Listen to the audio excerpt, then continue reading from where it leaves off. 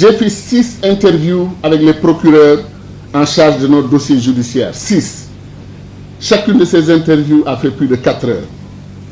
Dont une interview historique, dont je vous reparlerai, que j'ai pris la liberté de faire avec le FBI, sans avocat, le jour de l'arrestation. Dans cette interview, il y a la main de Dieu. Chacun de ces entretiens a duré en moyenne près de 4 heures d'affilée. Il ne m'était pas permis d'avoir un stylo, un papier ou de prendre des notes.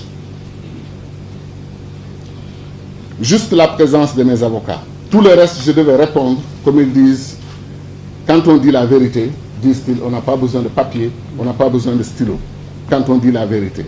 Donc l'interview, toutes les interviews que j'ai faites, c'était sans papier, sans notes, sans dossier, absolument rien du tout. Alors, à chaque rencontre, on a passé au peigne fin chaque aspect du dossier, de l'accusation, des événements au Tchad, des événements de ma vie.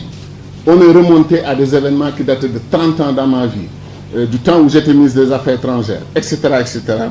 Pas une seule fois, je le répète 3 fois, pas une seule fois, il ne m'a été proposé un deal ou une attitude quelconque par rapport à Dr Ho par les procureurs. Rarement d'ailleurs son nom n'a été prononcé pendant que les procureurs essayaient de déterminer si les charges portées contre moi étaient fondées ou non. Pas une seule fois.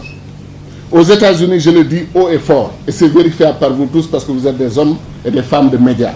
Aux États-Unis, la justice est tellement transparente que les citoyens américains, au nom de qui la justice est rendue, ont droit à toutes les informations.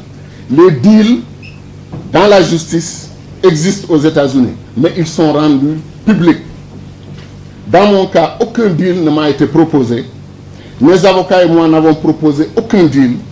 Après un long, fastidieux, laborieux et difficile processus de 10 mois, où chaque interview de 4 heures est transcrite, vérifiée, du début à la fin par le FBI.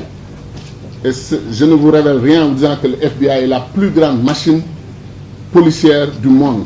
37 000 agents, plus de 9 milliards de dollars, plus que le budget du Sénégal comme budget. Ils ont les moyens, ils ont les ressources. Et chaque fois que j'ai terminé une interview, on s'est revu 3 semaines plus tard parce qu'ils avaient besoin de prendre cette interview mot pour mot, fait pour fait, et de procéder aux vérifications. Et s'il y a un seul fait mensonger, en plus maintenant des accusations que vous avez sur la table, vous avez une nouvelle accusation, mentir au FBI, qui est un crime aux États-Unis. Les procureurs, après ce long et fastidieux processus de 10 mois, où chaque interview de 4 heures a été transcrite, vérifiée du début à la fin par le FBI, les procureurs ont simplement abouti à la conclusion suivante. Et notez bien, conclusion suivante, Gadio est crédible, Gadio est véridique. Gadio est crédible, Gadio est véridique. En 10 mois d'interview, voire d'interrogatoire, ils ont ajouté, il n'a jamais varié dans sa version des faits. Conclusion logique, il mérite le retrait total de la plainte et l'annulation de toutes les poursuites. Mais nous lui demanderons 2 à 3 choses. 2 à 3 choses. Je peux le dire maintenant parce que c'est rendu public et vous pouvez vérifier par vous-même. 1. Nous sommes convaincus qu'il n'a pas commis de fraude sur les taxes. Mais il avait une certaine méconnaissance de la loi américaine sur les taxes. Donc il n'y aura pas de poursuite pour acte criminel sur ce dossier. Cependant, nous lui demandons de travailler avec un cabinet spécialisé pour refaire ses impôts de 2014 à nos jours. Deuxième conclusion de la justice américaine. Deuxième, nous sommes convaincus que Gadio n'a pas participé à la tentative de corruption liée aux 2 millions de dollars rejetés par le président du Tchad, même si à notre avis, après cet acte posé par la compagnie chinoise, il aurait dû arrêter toute collaboration avec eux. M. Gadio est d'accord avec notre observation. Toutefois, nous comprenons son explication à l'effet qu'il avait travaillé dur pendant des mois et avait souhaité faire aboutir le contrat pétrolier et se faire compenser de façon juste. Ensuite, il voulait absolument que ce gros contrat puisse aider le Tchad et son leader.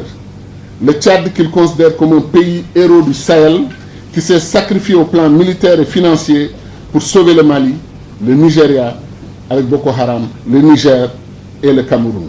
Pour toutes ces raisons, nous n'allons pas le poursuivre au plan criminel.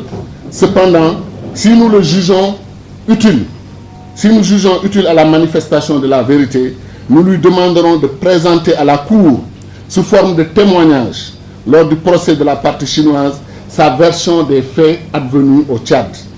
La nécessité de ce témoignage sera déterminée plus tard.